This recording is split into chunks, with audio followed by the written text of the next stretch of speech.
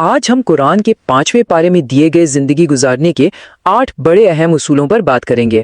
یہ اصول صرف کسی ایک چیز کے بارے میں نہیں ہے، بلکہ یہ ہمارے گھر، ہمارے معاشرے اور ہمارے ایمان سب کو کور کرتے ہیں۔ تو چلیں دیکھتے ہیں کہ ان میں ہمارے سیکھنے کے لیے کیا کچھ ہے۔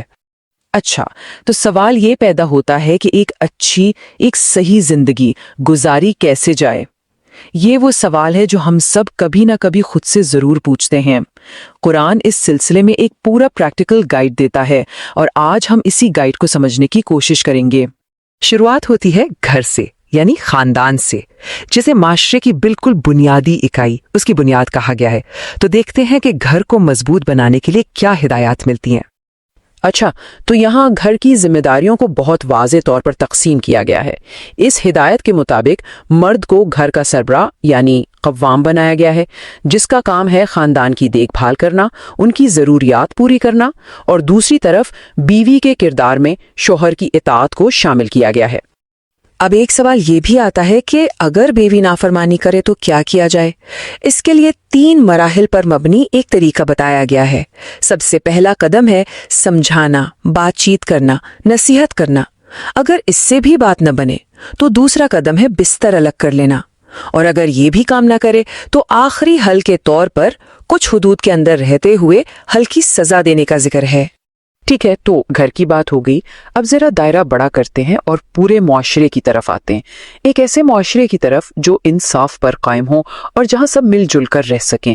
اس کے لیے کیا اصول بتائے گئے ہیں؟ معاشرے کی بنیاد 2 چیزوں پر رکھی گئی ہے، عدل اور احسان۔ عدل یعنی انصاف، سب کے ساتھ برابری کا سلوک، اور احسان یعنی بھلائی کرنا، رحم دلی دکھانا۔ جب یہ دونوں چیزیں مل جاتی ہیں تبھی ایک مضبوط اور صحت مند معاشرہ بنتا ہے۔ اور دیکھیں زندگی کے حرمت پر کتنا زور دیا گیا ہے، خاص طور پر قتل کے معاملے میں تو بہت ہی سخت رویہ اپنایا گیا ہے۔ کہا گیا ہے کہ جو کوئی کسی مسلمان کو جان بوجھ کر قتل کرے گا اس کی سزا ہمیشہ کے لیے جہنم ہے۔ اس سے بڑی وعید اور کیا ہو سکتی ہے؟ اچھا، انصاف کی بات کو سمجھانے کے لیے ایک بڑا دلچسپ واقعہ بھی ملتا ہے۔ ہوا کچھ یوں کہ ایک چور نے چوری کی، لیکن الزام لگا دیا ایک بے گناہ پر، اور یہاں سے کہانی ایک نیا موڑ لیتی ہے۔ یہ معاملہ جب نبی اکرم صلی اللہ علیہ وآلہ وسلم کے پاس پہنچا تو شواہد کے بنا پر فیصلہ اس بے گناہ یہودی شخص کے خلاف ہونے ہی والا تھا کہ اسی وقت اللہ کی طرف سے وحی نازل ہوئی، اور وحی نے سب کچھ صاف کر دیا کہ چور وہ یہودی نہیں بلکہ ایک منافق مسلمان ہے۔ یہ واقعہ بتاتا ہے کہ انصاف کرتے وقت جذبات یا ظاہری حلیے کی کوئی جگہ نہیں ہوتی۔ اب اس کہانی میں ایک لفظ آیا ہے منافق۔ تو منافق کون ہوتا ہے؟ یہ وہ شخص ہے جو زبان سے تو خود کو مسلمان کہتا ہے، لیکن حقیقت میں دل سے وہ ایمان نہیں لایا ہوتا۔ قرآن میں بار بار مسلمانوں کو ایسے لوگوں سے ہوشیار رہنے کو کہا گیا ہے، کیونکہ یہ لوگ دوسروں کو بھی بھٹکا سکتے ہیں۔ گھر اور معاشرے کے بعد اب بات کرتے ہیں ایمان کی آزمائش کی، خاص طور پر ان مشکل وقتوں میں جب انسان کو جدوجہد کرنی پڑتی ہے، جیسے کہ جہاد یعنی اسلام کے دفاع میں لڑنا، یا پھر ہجرت جیسے حالات میں۔ ایسے مشکل حالات میں ہمت کیسے قائم رکھی جائے، اس کے لیے ایک بڑی زبردست بات کہی گئی ہے۔ موت سے نہ ڈرو، وہ تو گھر بیٹھے بھی آ سکتی ہے۔